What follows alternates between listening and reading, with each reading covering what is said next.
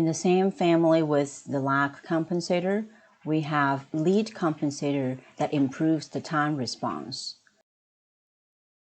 A lead compensator is an approximation to a PD controller, which can be added to a system to achieve a quicker response and/or a smaller percentage overshoot. The transfer function of a lead compensator is the same form as that of a lag compensator. As far as how it works, the principle is the same as a PD controller. The 0, negative ZC, and pole, negative PC, of the lead compensator reshape the root locus. The gain Kc of the lead compensator sets the dominant closed-loop poles to the desired locations that are associated with the desired time response. To design a lead compensator, you will use the angular and the magnitude property of root locus at the desired dominant closed-loop pole, here denoted as A prime. Now I'm going to use example 9.5 to show the detailed design process. The uncompensated system given in this example is currently operating with an approximately 30% overshoot. This is achieved by setting the gain in the existing system to 218.68. According to the simulation, the precise percentage overshoot is 28.4% with a peak time of 0.912 seconds.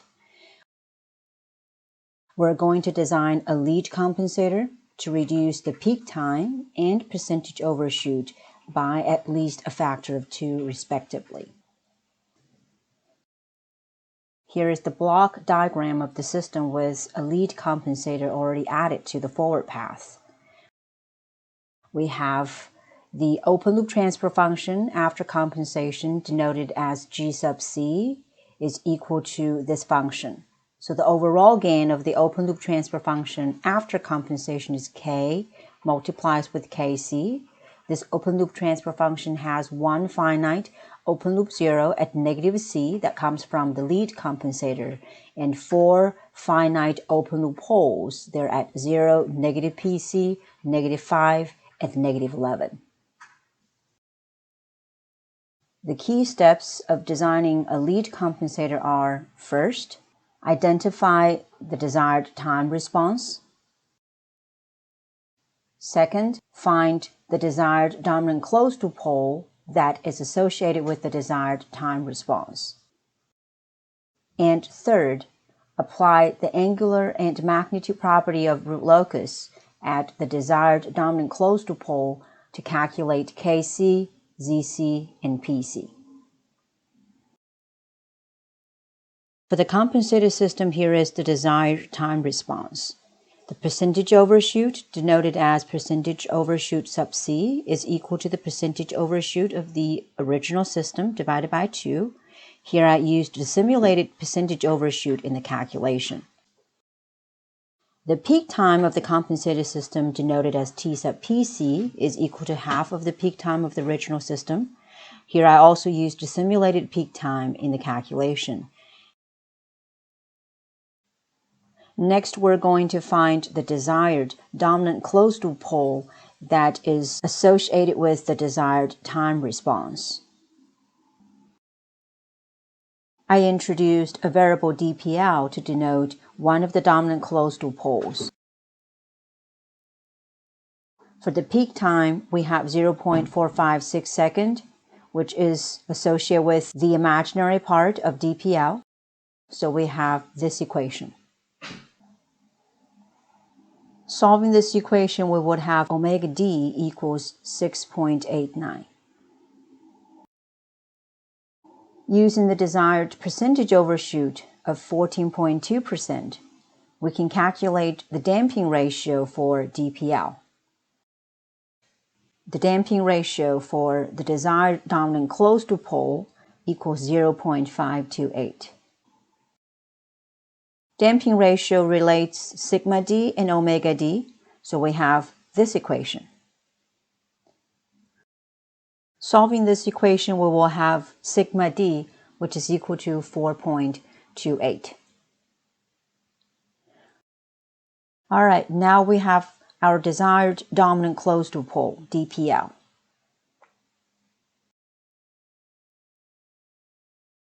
Now we're ready to design the lead compensator using the angular and magnitude property. We're going to apply the angular property first. For the angular property, I have this equation. It is the angle of the open loop transfer function after compensation G sub C evaluated at DPL is equal to odd multiple of pi.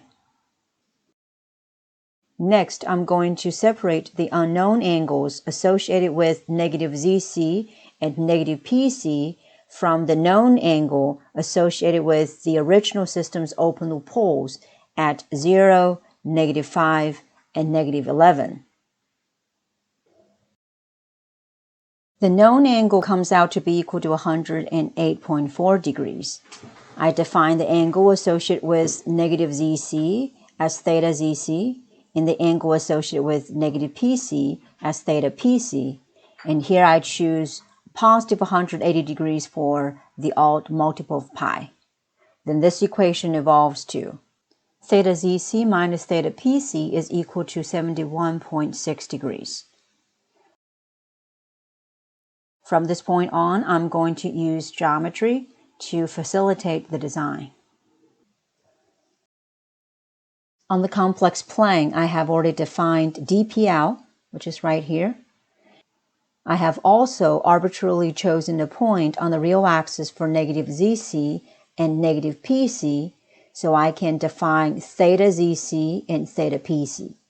Theta ZC is the angle of the vector pointing from negative ZC to DPL. Theta PC is the angle of the vector pointing from negative PC to DPL. So what we want here, according to the equation that we found using the angular property, is this angle minus this angle is 71.6 degrees. According to geometry, theta ZC minus theta PC is actually equal to this angle between these two vectors at DPL. This implies that as long as I keep this angle at 71.6 degrees, I have infinite combinations of negative PC and negative ZC. Then determine negative PC and negative ZC. We would have to arbitrarily choose one, then use this angle equation to calculate the other. In this case, we have theta ZC greater than theta PC, then negative ZC is to the right of negative PC. Considering such constraint, I'm going to choose negative ZC arbitrarily first, and I'll make negative ZC in the left half plane, which ensures negative PC in the left half plane as well. Although there are infinite amount of choices for negative ZC, there are a few ones that are favorable. There are those at where the open loop poles of the original system are. Let me use the block diagram of the system with the lead compensator to explain. With the lead compensator, the open loop transfer function becomes a fourth order system. Then the closed loop system would be also a fourth order. So the lead compensator increases the order of the system from third to fourth. If I choose negative ZC to be equal to 0 or -5 or -11, then the S plus ZC factor can be canceled out with one of the factors in the denominator of the open loop transfer function. Then the order of the system will remain third order as the original system. The lower the order of the system, the fewer closed-loop poles, then less additional closed-loop poles that will affect the time response. Therefore, keeping the system's order low or the same as the original system is desirable. Then I decided to choose negative ZC equal -5 to cancel the open loop pole at -5. Now with the choice we've made for negative ZC, this plot needs to be revised. Negative ZC now is to the left of DPL. Negative PC is further into the negative extension of the real axis. In this right triangle, we have tangent of theta ZC is equal to the height divided by the bottom, which gives me this equation. Using this equation, I can solve for theta ZC, which comes out to be 84.03 degrees. Bringing this angle back to this equation, we can solve for theta PC. With theta PC determined, we can calculate negative PC. This equation is obtained by using trigonometrics in this right triangle. We have tangent of theta PC is equal to this length divided by this length. So that gives me this equation. The negative PC comes out to be equal to negative 35.54. At this point, we have only the gain Kc left for the lead compensator. Then we can use the magnitude property to find Kc. The magnitude property says that the magnitude of the open loop transfer function after compensation Gc evaluated at DPL is equal to 1. Substituting the transfer function Gc, we have, solving this equation, we have Kc equals 11.43. Then we have our lead compensator. There is one small thing in the process I want to go back and revisit. It is the angle we chose for the odd multiple of pi in the angular equation. There we chose 180 degrees, but we could have chosen other angles. I want to spend some time explaining why 180 degrees is the only choice for the odd multiple of pi in this case. We have the angle theta ZC, the angle of the vector pointing from negative ZC to DPL. If negative ZC goes to positive infinity, theta ZC becomes 180 degrees. If negative ZC goes to negative infinity, then theta ZC becomes 0 degrees. Then we have theta ZC confines between 0 and 180 degrees. The same bounds are also applicable to theta PC.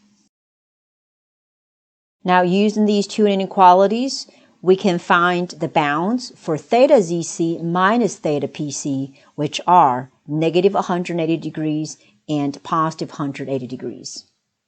So theta ZC minus theta PC has to be greater than negative 180 degrees and less than 180 degrees. That's why I chose positive 180 degrees for the odd multiple of pi.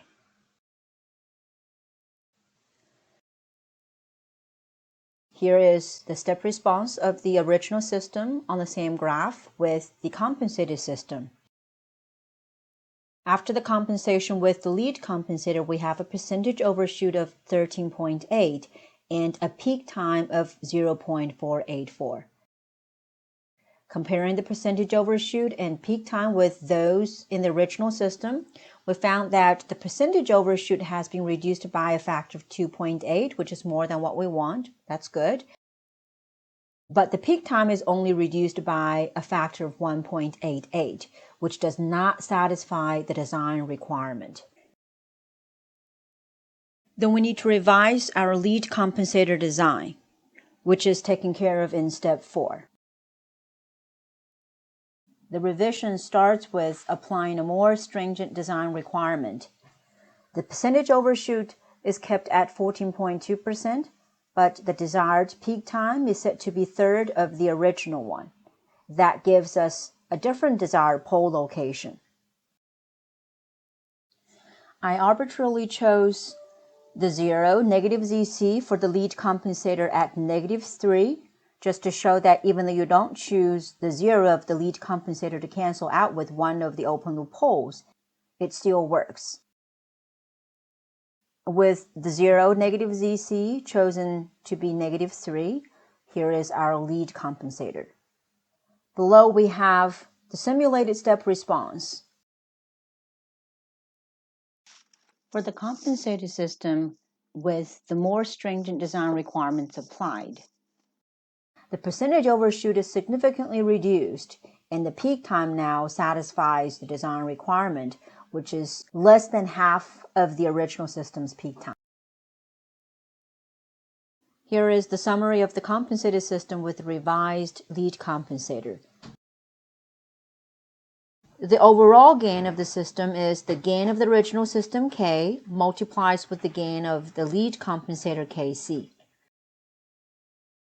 There are 4 closed loop poles and 1 closed loop 0. The closed loop pole at -244 satisfies 5 times rule of thumb.